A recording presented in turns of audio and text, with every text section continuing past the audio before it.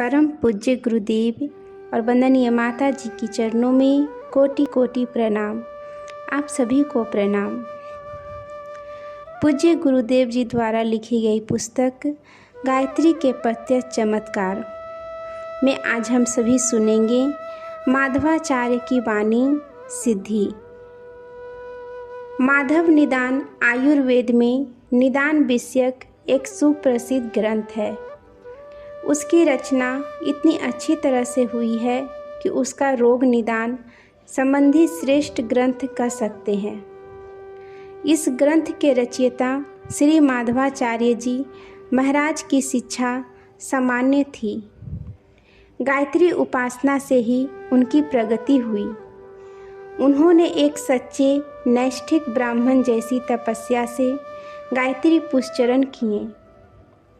वृंदावन में 13 वर्ष तक उन्होंने निरंतर गायत्री उपासना की। इतना करने पर भी खुद में विशेषता नहीं दिखाई दी और कोई लाभ भी नहीं दिखाई दिया। लंबे समय तक निरंतर इतना परिश्रम करने पर भी लाभ न मिलने से बहुत निराशाजनक स्थिति थी। वे निराश हो गए और साधना तथा वृंदावन छोड़कर काशी चले गए। काशी में कितने ही दिनों यहाँ वहाँ भटकते रहे। निराशा और खिन्नता के कारण मन कहीं लगता नहीं था। एक दिन मणिकर्णिका घाट पर एक अवधूत से मुलाकात हुई। उनके बीच घनिष्ठता बढ़ी। माधवाचार्य ने मन की सारी व्यथा उनको बताई। अवधूत तांत्रिक थे। उन्होंने माधवाचार्य को भैरव की उपासना करने को कहकर उपासना का विधि विधान भी बता दिया। 1 वर्ष तक भैरव का अनुष्ठान करते करते उनकी साधना सफल हुई। उस दिन साधना कर रहे थे, तब एक आवाज़ सुनाई दी, मैं प्रसन्न हूँ, वरदान मांग। माधवाचार्य बहुत धैर्यवान और गंभीर व्यक्ति थे। वे स्थिर भाव से अपनी साधना में लगे रहें और कुछ भी नहीं बोले। फिर से दूसरी बार आवाज़ सुनाई दी, वरदान मांग। वे फिर भी चुप रहे। तीसरी बार फिर से वही आवाज़ आई। तब माधवाचार्य ने कहा, मुझे आपके दर्शन की इच्छा है। कृपा करके पीछे से बोलने के बदले मेरे सामने आकर अपने असली स्वरूप में मुझे दर्शन दीजिए। तो आवाज़ आई, मैं तुम्हारे सामने नहीं आ सकता।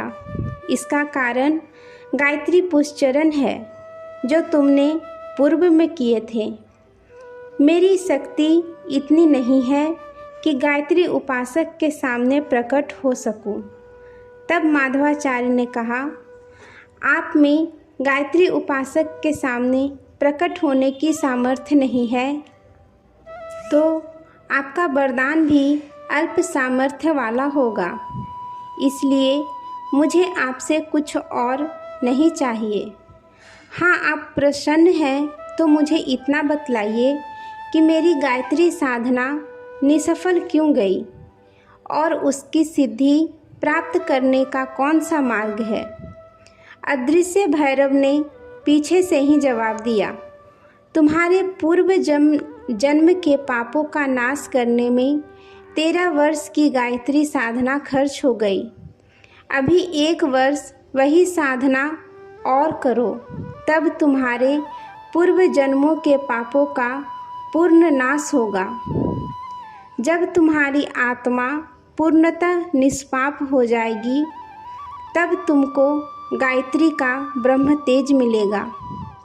वृंदावन जाकर फिर से 1 साल तक साधना करने से तुमको इस बार सिद्धि मिलेगी।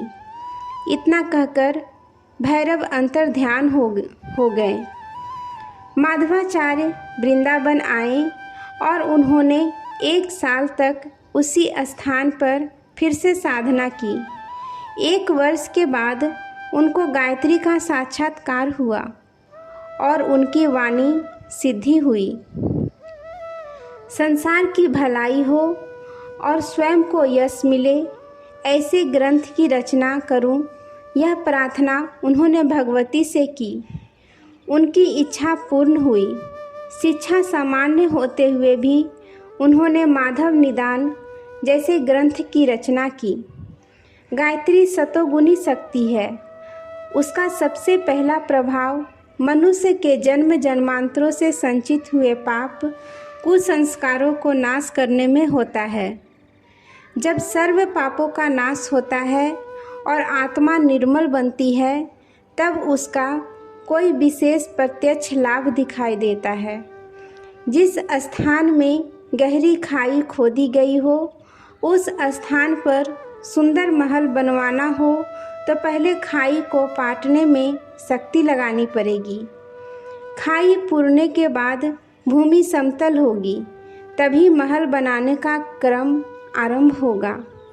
जो पूर्व जन्मों के संचित कुसंस्कारों के नाश हुए बिना थोड़ी ही साधना का तुरंत लाभ उठाना चाहते हैं, उनको माधवाचार्य की शुरुआत की असफलता जैसे निराश होना पड़ता है। किंतु जो धैर्यवान पूर्वक इस महाशक्ति की उपासना करते हैं, उनको मधुर फल अवश्य प्राप्त होता है। आज के लिए तक आप सभी को धन्यवाद। जय माँ गायत्री।